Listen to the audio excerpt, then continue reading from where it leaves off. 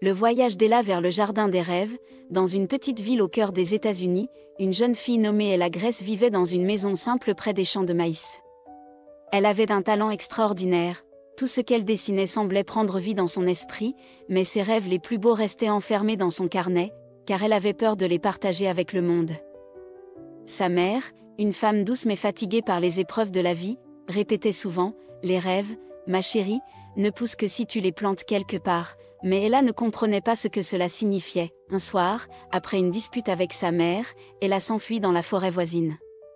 Là, elle découvre une porte ancienne et mystérieuse, cachée sous un grand chêne. Curieuse et courageuse, Ella ouvre la porte et se retrouve dans un monde magique. Ce lieu était appelé le Jardin des Rêves Perdus. C'était un endroit magnifique mais étrange, où des fleurs lumineuses poussaient sur des arbres, et des ruisseaux scintillaient comme des étoiles.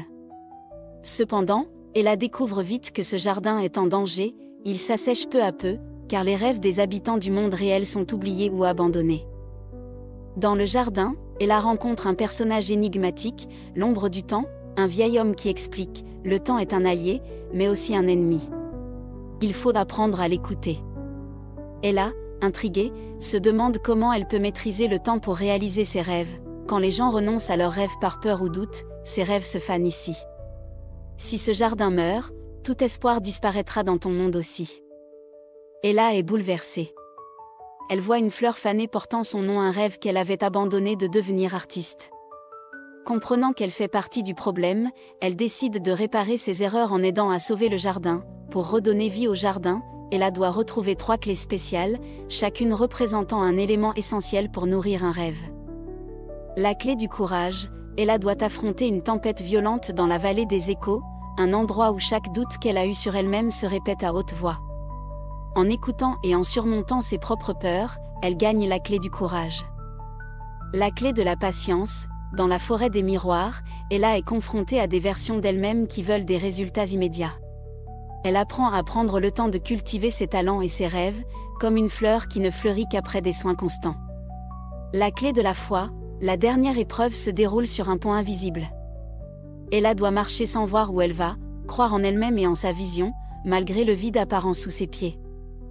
Avec les 3 clés réunies, Ella retourne au jardin et voit les fleurs fanées commencer à refleurir. Le jardin retrouve sa splendeur, et avec lui, une énergie nouvelle dans le monde réel.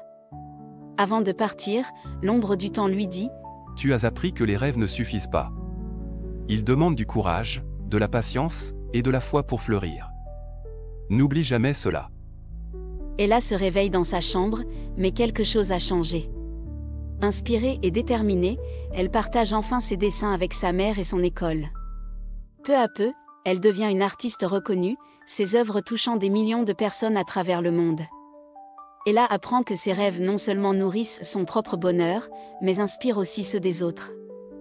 Un rêve, comme une graine, ne pousse que si tu lui donnes de la lumière, de l'eau et de l'amour.